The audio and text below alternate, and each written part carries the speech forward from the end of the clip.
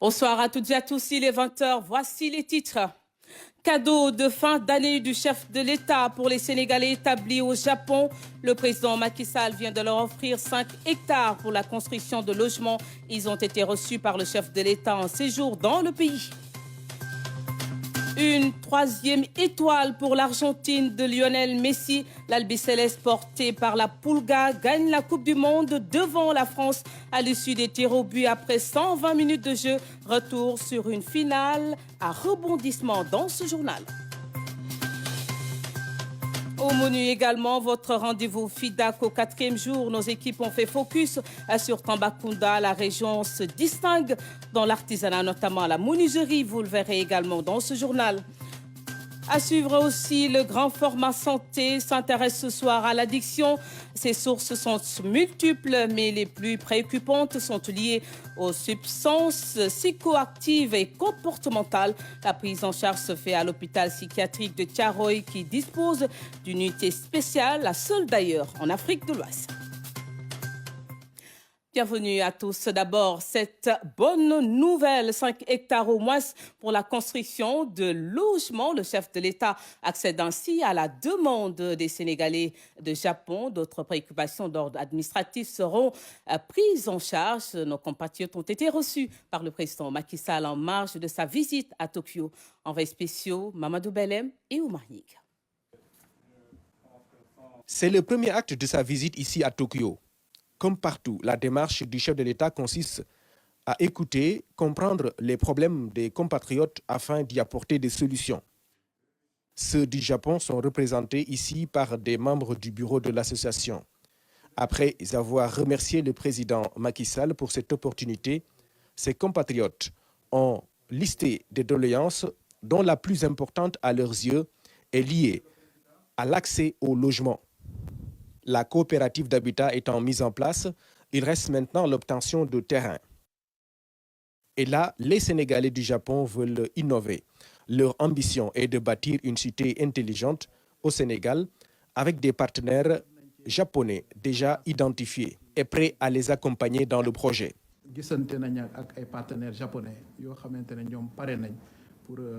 Après avoir recueilli des informations sur le projet, le nombre de bénéficiaires et d'autres questions préalables, le président de la République, Macky Sall, a décidé de leur octroyer 5 hectares extensibles pour la réalisation de ce projet.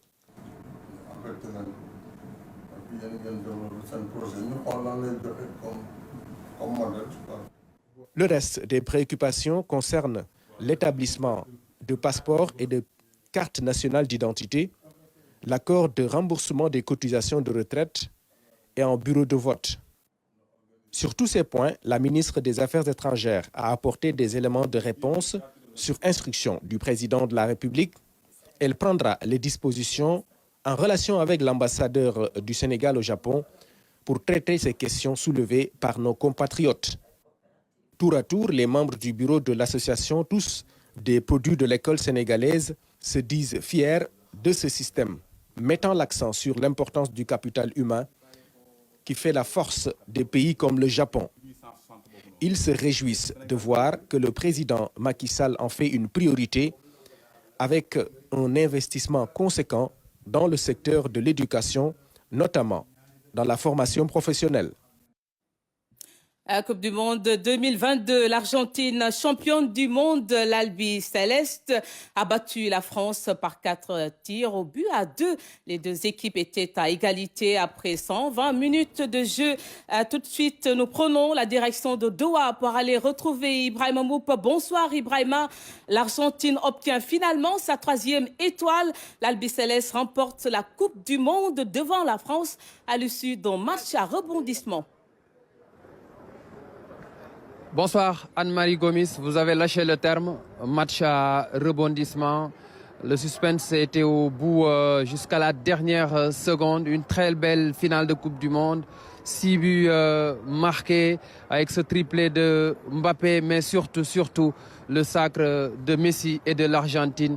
Après 36 ans d'attente, il y avait beaucoup de spectacles ce soir, beaucoup d'ambiance avec ses supporters argentins bluffants qui viennent par milliers en Coupe du Monde.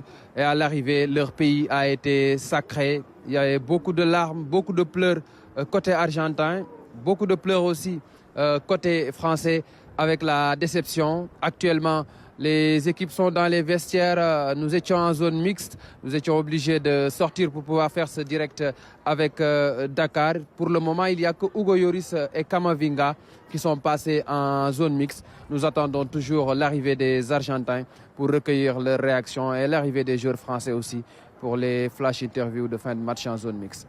Ibrahima, que retenir de Léo Messi ce soir? Beaucoup, beaucoup. C'est l'un des meilleurs joueurs du monde, Anne-Marie. Léo Messi a tout gagné dans sa carrière. Des Ligues des Champions, des Ligas espagnoles, des titres de meilleur joueur, meilleur buteur. Pendant plus de 15 ans, il nous a régalé avec sa technique balle au pied. Il a marqué beaucoup de buts, les uns plus beaux que les autres. Mais il y avait un chaînon manquant dans son immense palmarès. C'était la Coupe du Monde. Imaginez, c'est sa 5e Coupe du Monde, Léo Messi. Sa première Coupe du Monde, c'était en 2006. Et de 2006 à 2018, l'Argentine a eu souvent des contre-performances en Coupe du Monde, même s'il y a eu cette finale en 2014, finale perdue face à l'Allemagne. Et Messi a toujours attendu ce moment. À un moment donné, il a pensé même avec la sélection. Mais il y a eu beaucoup de pression en Argentine. Il est revenu sur sa décision. L'année passée, il a gagné la Copa América. Et en 2022, il est sacré champion du monde. Le titre qui lui manquait dans son immense carrière est remporté ce soir ici à Doha, au stade de Lusail. Et c'est le monde entier, je vais dire. C'est toute la planète football qui souhaitait ce sacre de Léo Messi. C'était son dernier match en phase finale de Coupe du Monde. Et l'histoire retiendra que la DER aura été la bonne. Du côté de la France, il y a aussi Kylian Mbappé. Ah oui, c'est le meilleur buteur de cette Coupe du Monde. Kylian Mbappé n'a que 23 ans, il en aura 24. Après-demain, imaginez, il a mis 12 buts, il a marqué 12 buts en 14 matchs de phase finale de Coupe du Monde. En 2 participations, il est en train d'avoir des statistiques affolantes à seulement 23 ans. Et il a la chance de pouvoir jouer encore 2 ou 3 Coupes du Monde. Et beaucoup de records peuvent tomber avec Kylian Mbappé. Avec la probable retraite de Messi, de Cristiano Ronaldo dans quelques années, sans doute Messi sera la future grande star du football mondial. En tout cas, il est très bien parti pour être le meilleur joueur du monde dans les années à venir. Côté organisation, Ibrahima, qu'est-ce qu'il y a lieu à retenir ce soir? On retient d'abord la parfaite organisation de cette Coupe du Monde. Difficile de trouver des imperfections dans l'organisation du Qatar. Le Qatar a construit de très beaux stades, 8 en tout pour tout, dans un rayon de 30 à 40 kilomètres. Et au Qatar, les spectateurs avaient une très belle occasion. Ils pouvaient suivre 2 à 3 matchs de Coupe du Monde par jour. Et ça, c'est très rare dans les phases finales de Coupe du Monde. D'habitude, en Coupe du Monde, il y a beaucoup de voyages d'un site à un autre. Je me souviens en Russie en 2018, il nous est arrivé de perdre une journée pour partir d'un site à un autre. Mais au Qatar, c'est spécial parce que tout s'est joué dans une même ville. Et les stades sont très beaux. Il y a eu de la sécurité. Côté hébergement, rien à dire. Côté sécurité aussi, c'était vraiment très bien organisé. Il y a eu beaucoup de préjugés avant cette Coupe du Monde. Il y a eu beaucoup de critiques. Il y a eu même une campagne de diabolisation de mon point de vue venant de certains confrères de la presse occidentale. Mais à l'arrivée, on s'est rendu compte que le Qatar a organisé une très belle Coupe du Monde et l'histoire retiendra que c'est l'un des plus beaux tournois depuis 1930. Je ne dirais pas que c'est le meilleur mondial, mais c'est l'un des plus beaux tournois de Coupe du Monde organisés depuis 1930. Et je pense que le Qatar a été à la hauteur. Le Qatar a organisé une belle Coupe du Monde avec ce point d'orgue, cette finale, cette très belle finale entre l'Argentine et l'équipe de France. Ibrahim Mboup, personnellement, comment vous avez vécu cette nouvelle expérience? Vous avez eu à couvrir tous ces matchs avec notre consoeur Ndaïdom Diouf. Comment vous avez vécu ces moments de football? Ouais, avec beaucoup de passion, beaucoup d'intérêt. Ce sont des moments qui vont marquer forcément la carrière d'un journaliste, parce que couvrir une Coupe du Monde n'est pas donné à tout le monde. J'ai eu la chance d'en couvrir 2. C'est ma 2e Coupe du Monde en tant que journaliste. En Russie, on n'avait pas la chance de commenter les matchs du Sénégal. Mais cette fois-ci, on a eu la chance de commenter les matchs du Sénégal et d'autres rencontres avec notre consoeur de Radio Sénégal, Ndaïdom Diouf. Je pense que c'est une nouvelle expérience dans la vie. On apprend toujours dans une carrière. On apprend toujours. Il faut avoir l'humilité d'apprendre, de progresser, parce que c'est ça qui est le plus important. Faire tout avec passion et surtout dans l'humilité, et essayer de faire le travail comme il se doit pour que ceux qui vous suivent soient satisfaits. Il y aura toujours des choses à dire et à redire. C'est une œuvre humaine. S'il y a des critiques aussi, il faut les prendre avec beaucoup de philosophie, parce que ce sont ces critiques qui permettent d'avancer, de s'améliorer. Mais en tout cas, ça a été une très belle expérience dans cette Coupe du Monde. À quand le retour, Ibrahima, après cette belle aventure? On sera encore au Qatar demain pour terminer le boulot, puisqu'il y a des sujets à monter sur Dakar, à envoyer sur Dakar. Là, on est encore au stade et la nuit sera longue, puisqu'on peut rester encore 2 heures, parce que les joueurs restent souvent longtemps dans le vestiaire avant de passer en zone mixte. Après, il faut aller au centre média pour monter quelques réactions et les envoyer à Dakar. Demain aussi, le travail va se poursuivre. Et s'il plaît au bon Dieu, à partir de mardi, Inch'Allah, ça sera le retour au pays après 1 mois de séjour au Qatar. Dans un tout autre domaine, la Direction générale des impôts et des domaines a posé la première pierre du centre médico-social de l'institution. C'était en présence du directeur général et du personnel de la mutuelle. Compte rendu Ousmane Doye. La Direction générale des impôts et des domaines inaugure une nouvelle ère dans la prise en charge sociale de ses travailleurs. Une nouvelle clinique aux normes et une nouvelle clinique dédiée aux travailleurs. La pose de la première pierre a été un moment fort pour sacrifier un temps vers l'avenir. C'est une clinique qui sera bâtie sur une superficie de 1400 m² et sera érigée sur 6 niveaux et aura au total 50 lits. Nous aurons un pôle de chirurgie, un pôle de médecine du travail, nous aurons un pôle d'hospitalisation, un pôle d'aide au diagnostic, un pôle de soins externes.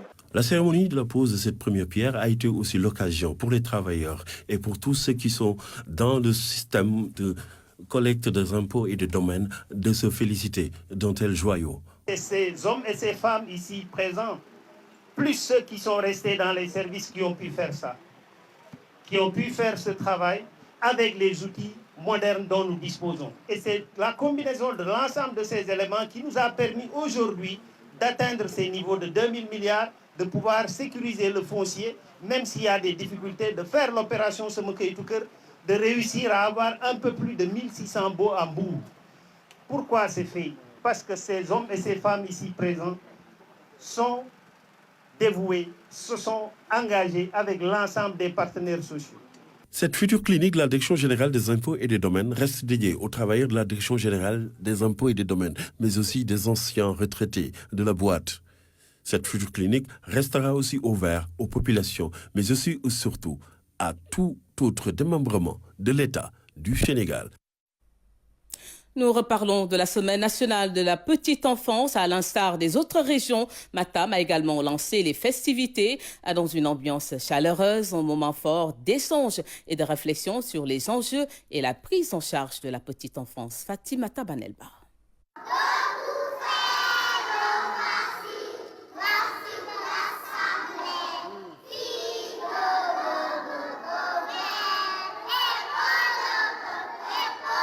Les sonorités de notre hymne national sorties de la bouche de ces tout petits, qui renvoient à l'enracinement dans nos valeurs et à l'ouverture aux autres, mais également la symbolique de l'unité et de la fraternité.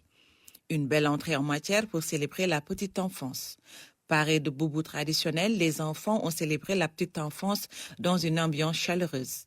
La grande salle du Centre culturel régional de Matam était finalement trop petite pour contenir tout ce beau monde venu pour le lancement des activités régionales de la semaine de la petite enfance.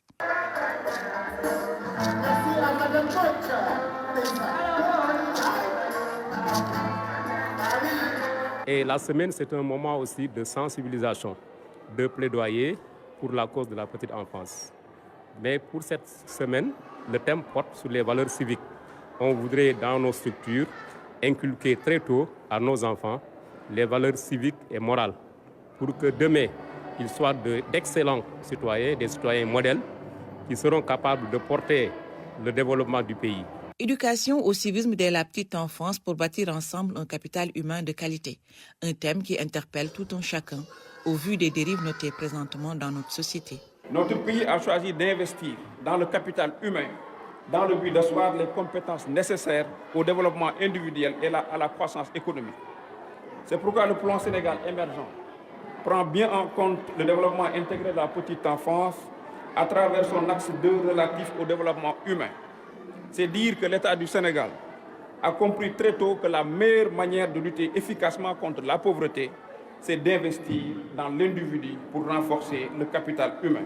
Cette cérémonie était également une belle occasion pour les acteurs de l'éducation et de la petite enfance, mais également pour les autorités administratives de rendre un hommage mérité à M. Doua Diallo, le coordonnateur sortant, un homme qui a dédié toute sa carrière au développement de la petite enfance dans la région de Matam.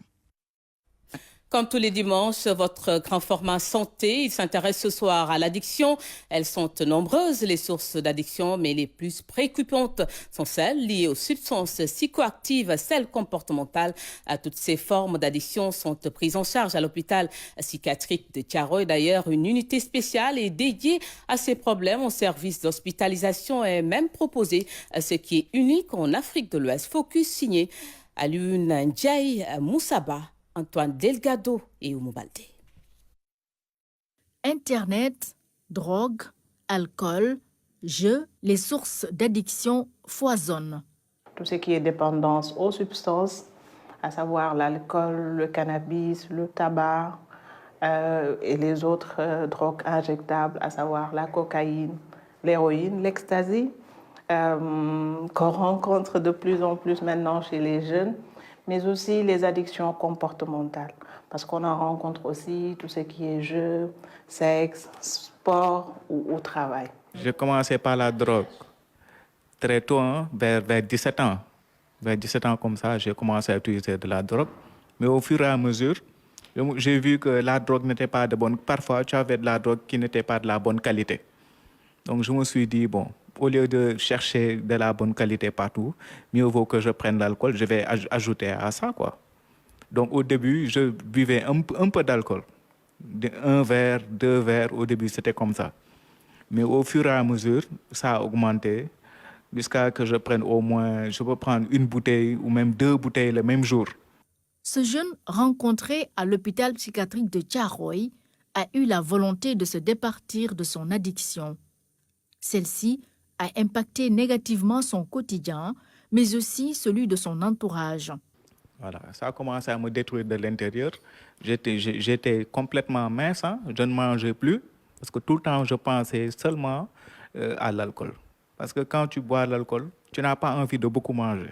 Parce qu'en général, quand tu manges et tu bois de l'alcool, tu vomis tout ce que tu as mangé. Donc, en général, tu fais tout pour avoir ton alcool. Et puis, tu te saoules. Donc, c'est ça qui m'est arrivé. Bon. Maintenant, là, j'essaie de m'en sortir. Quoi. Mais ce n'est pas facile. La prise en charge peut être un long processus. C'est d'ailleurs ce qui a motivé la création de ce service. C'est que nous sommes dans une structure spécialisée dans la prise en charge de la maladie mentale, avec toutes les pathologies mentales. Et on s'était rendu compte dans les données mensuelles obtenues et compilées au niveau de l'hôpital que la présence de substances psychoactives occupait une place importante. C'est de là qu'est venue l'idée de mettre en place ce service qui fait partie intégrante des services de l'hôpital. Le plus de ce centre, c'est l'hospitalisation. L'objectif est d'être plus proche des patients. Il faut savoir aussi dans la prise en charge, si les patients sont hospitalisés, ils ne sont pas là juste pour prendre les médicaments. Donc on s'est rendu compte que quand même parfois ça peut être très lourd, très ennuyant. Et donc l'approche c'est de mettre en place des activités de convivialité.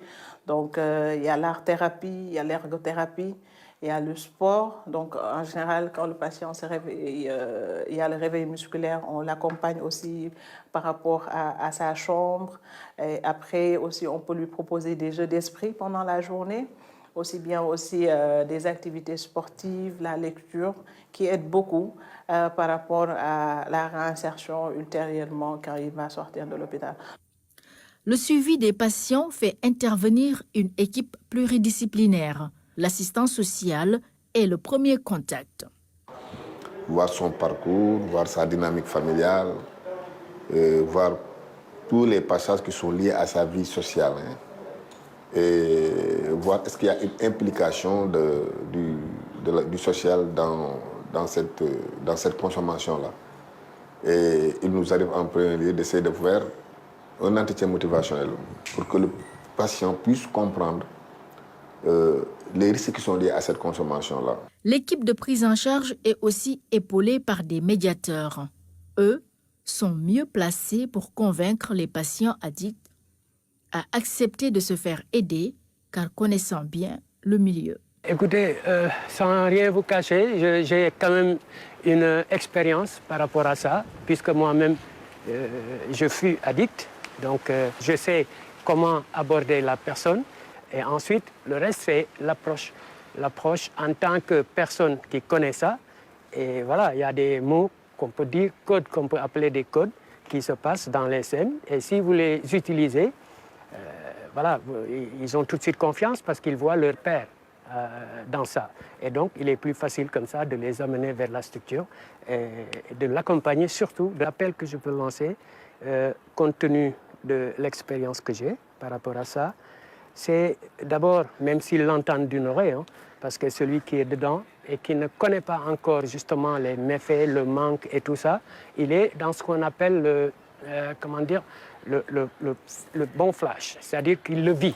Il ne connaît pas les méfaits, il trouve que le plaisir.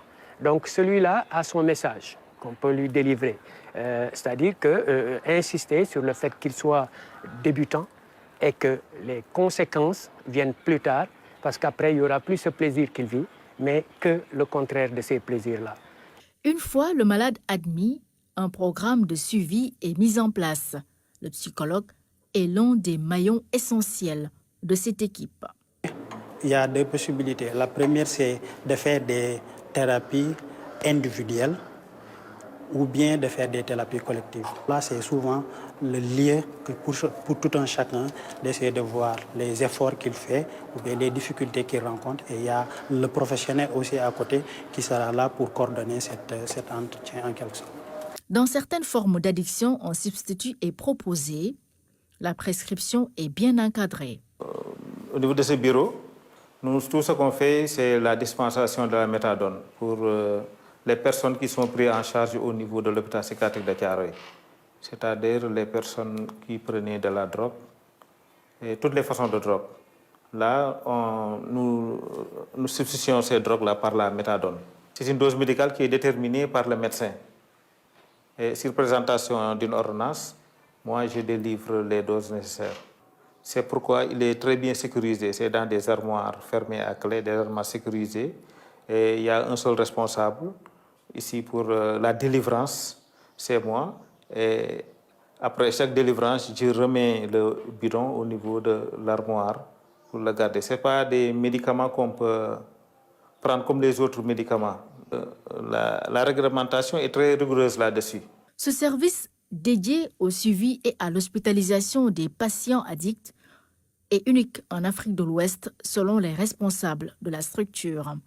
D'ailleurs, ceux qui souhaiteraient une cure peuvent y venir sans hésiter, car il n'est jamais trop tard pour se départir d'une addiction. Votre rendez-vous FIDAK, la région de Tambacounda, était à l'honneur ce dimanche. Elle s'est déplacée pour vous au cœur de la 30e foire internationale de Dakar. Vous voulez des produits rares, faits main et authentiques. Vous êtes servi. Tamba vous offre le meilleur de son terroir. Amadou Diallo, Ramatadem. Au niveau de Tambacounda, c'est la menuiserie qui est mise en avant. Ces meubles sont faits avec du bois local. Les modèles sont diversifiés et sont de qualité. farlu ci bois bu baax baax indi article yu bëri article yu bëri mooy waral te li nga filmé sax des na am lu bëri mu ci pack bi parce que dañu ngi imposé ñi ku nekk exposé benn article mais nag macha allah sama gars yi ñëw na massivement waa village ñu ngi fi artisan gi menuisier ñu ngi fi moo war ñu porte yeeg samba couché siège artisanal yi siège plantier porte yeeg yaa beaucoup te léegi yëpp même Tambacounda la. Je suis accompagné avec les bijoutiers, les menuisiers qui sont amenés des meubles, des chambres à coucher, des portes. Je suis venu avec les gens du parc national de Koba que vous voyez, les images que vous voyez, tout ça, ça fait partie. Avec les pagnes originelles, on a amené aussi des qualités, on a amené du miel, on a amené tant de choses que tout ça vient de la région de Tambacounda. Alors c'est une région qui est très riche, très exploitée. On a voté avec des bijoutiers. Quand on parle de bijoux, tout le monde parle de la région de Tambacounda. Si vous n'avez jamais été au parc de Nyokolokoba, en voici un aperçu dans le stand de Tambacounda. Là, c'est les épaules l'avant-bras de l'éléphant qui est là, donc qui est fait quand même 1,50 m.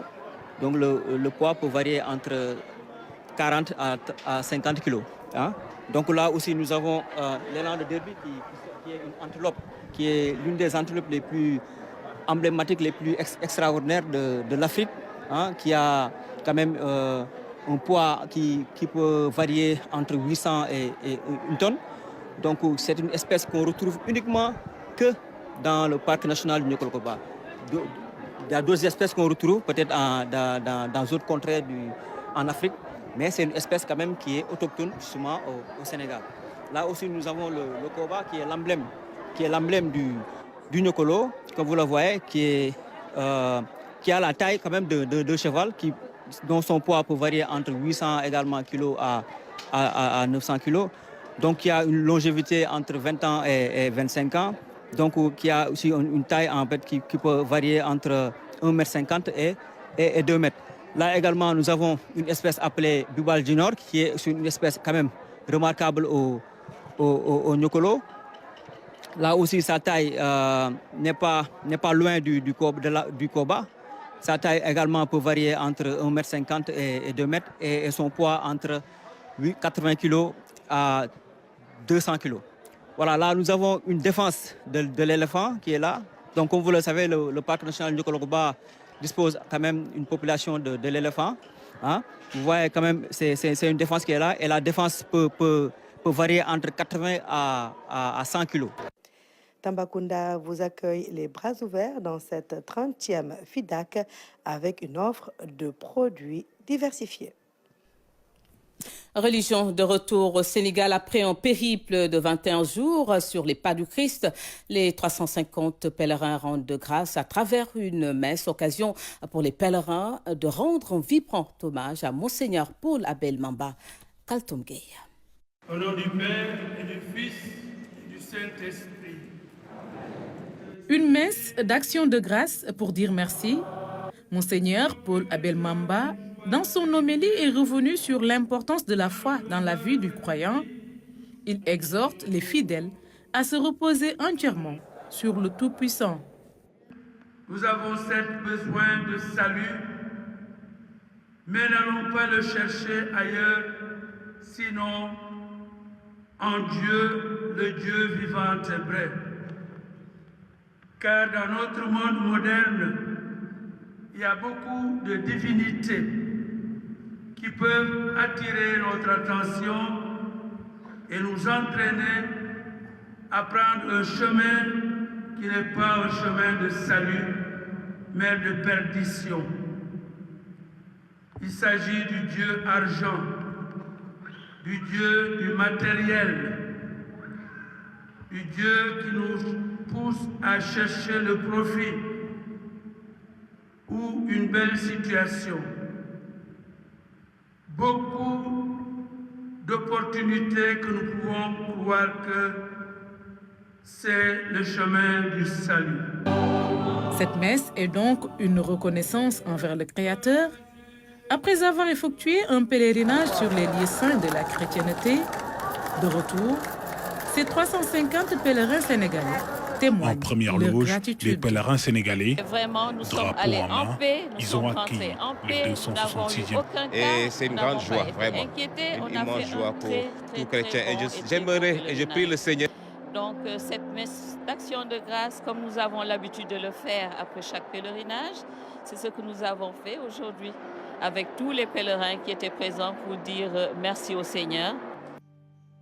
Un des temps forts de cette célébration, l'hommage rendu à Monseigneur Paul Abel Mamba par les pèlerins, cadeau et reconnaissance pour service rendu. Il est modèle, c'est le président du SYMPEC et c'est lui qui accompagne chaque pèlerinage. Mais tous les pèlerins, à l'unanimité, ont reconnu son humilité, sa disponibilité. Et je pense que c'est à cause de ça, tous les pèlerins se sont dit qu'il faudrait que nous prenions exemple. Parce que être humble, c'est ce qui est important. Ils sont venus nombreux rendre grâce à Dieu pour ces moments vécus dans la foi et la ferveur. Cette messe a été rythmée par la joie et le bonheur des fidèles. La paroisse Saint-Abraham de Guédiawaye célèbre son patron. La messe a été présidée par l'archevêque de Dakar, Monseigneur Benjamin Ndiaye, qui a par la même occasion intronisé le nouveau curé de la paroisse, Seydina Alioune Fall.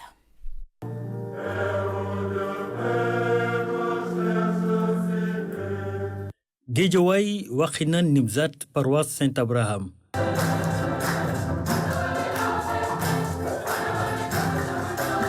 Ce dimanche, les festivités ont démarré très tôt à l'occasion de la fête patronale de la paroisse. Cet événement aujourd'hui marque notre fête patronale. En fait, c'est une fête tellement solennelle chez nous, dans toute paroisse. Ils célèbrent en fait la naissance ou bien le saint patron. Donc notre saint patron, c'est Abraham. Tout le monde le connaît, Saint Abraham. C'est un moment de grâce et de bénédiction. Ouais. Et de communion aussi. La messe a été présidée par l'archevêque de Dakar, Monseigneur Benjamin Ndiaye. Saint Joseph, dont il est question dans l'Évangile, est un héritier d'Abraham. C'est un chargé de mission de la part de Dieu pour garder et protéger ce que Dieu donne de plus précieux dans l'histoire du salut, à savoir une femme, Marie, qui porte en elle le Sauveur. L'archevêque de Dakar, Monseigneur Benjamin Ndiaye, a installé le nouveau curé et lui a remis les clés de la paroisse Saint-Abraham de Guédiawaye. C'est l'installation du curé Père Alex. C'est normal, il vient de Diamaguène, il a été affecté ici à Saint-Abraham. C'est normal que l'évêque ou bien notre pasteur puisse venir aussi.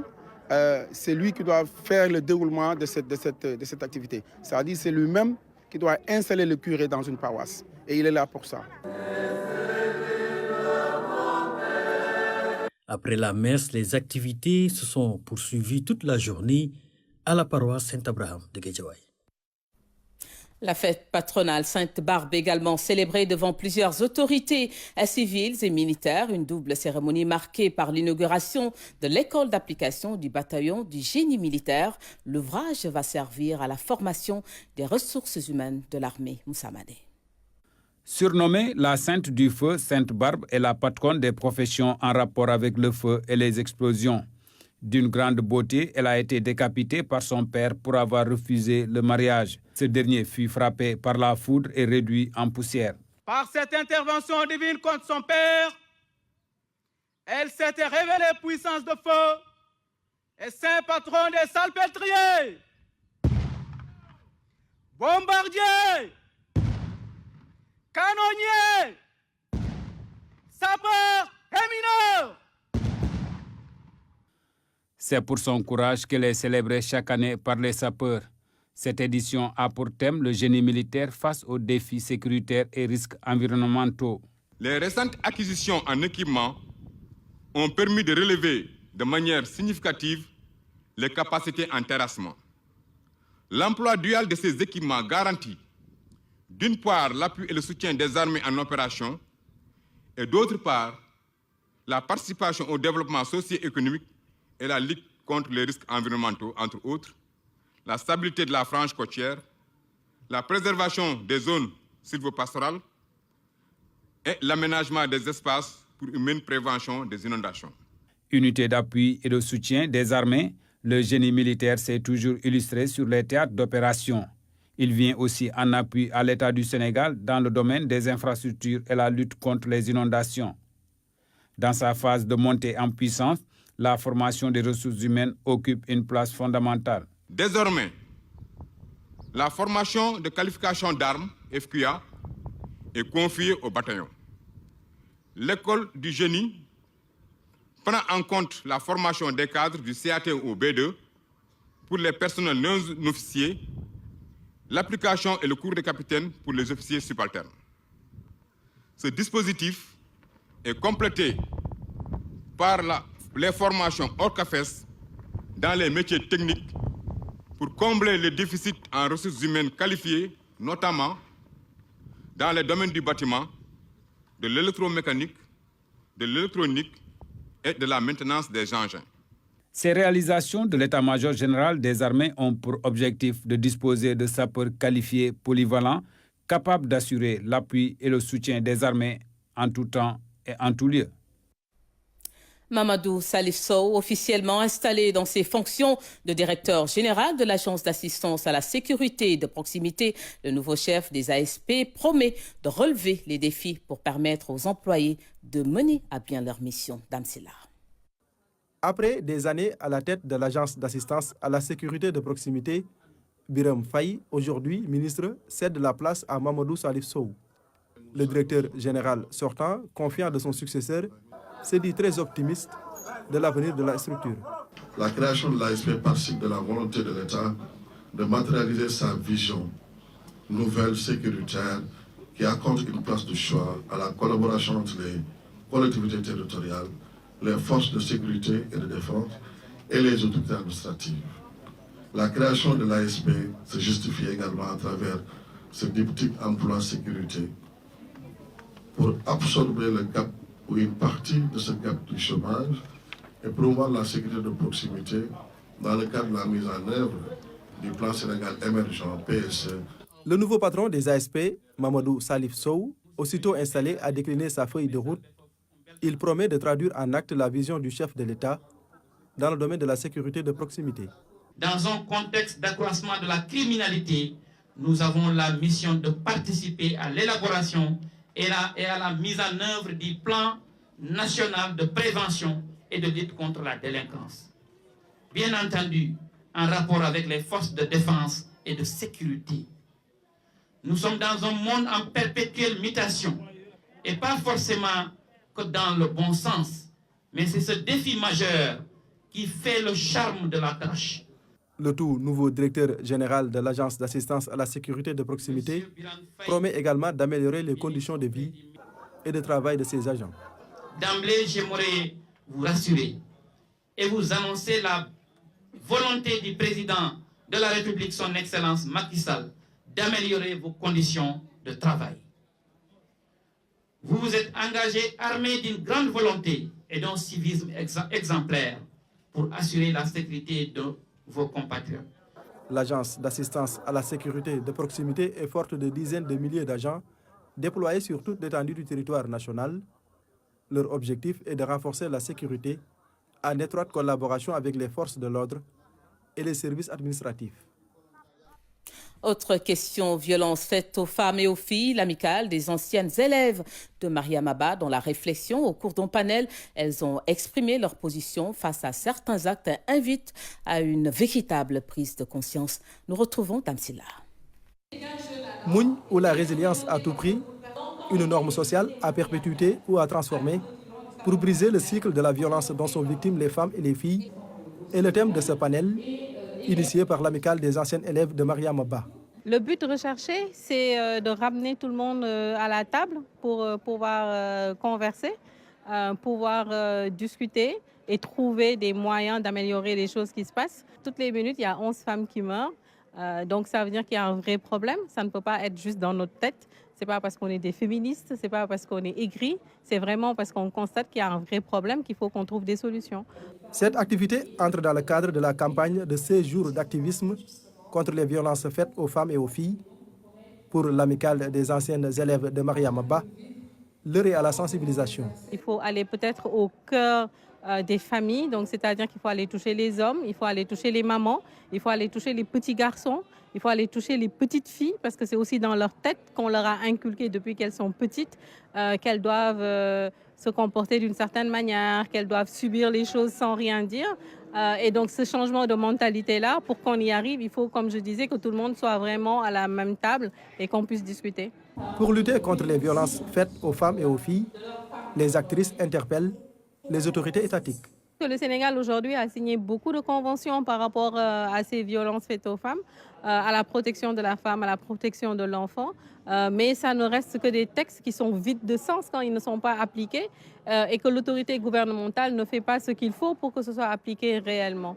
Donc nous, ce qu'on attend aujourd'hui, c'est que tous les ans, on organise les 16 jours d'activisme qui ne sont pas suivis de fait. Donc ça reste juste des activités, on discute beaucoup et que derrière, nous, pour que les choses changent, il faut aussi que l'autorité puisse changer les choses.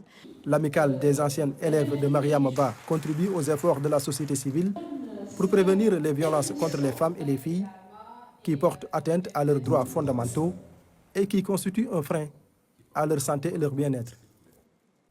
L'actualité reprend ses droits aux environs de 23h. Merci de votre fidélité. Bonne soirée à tous.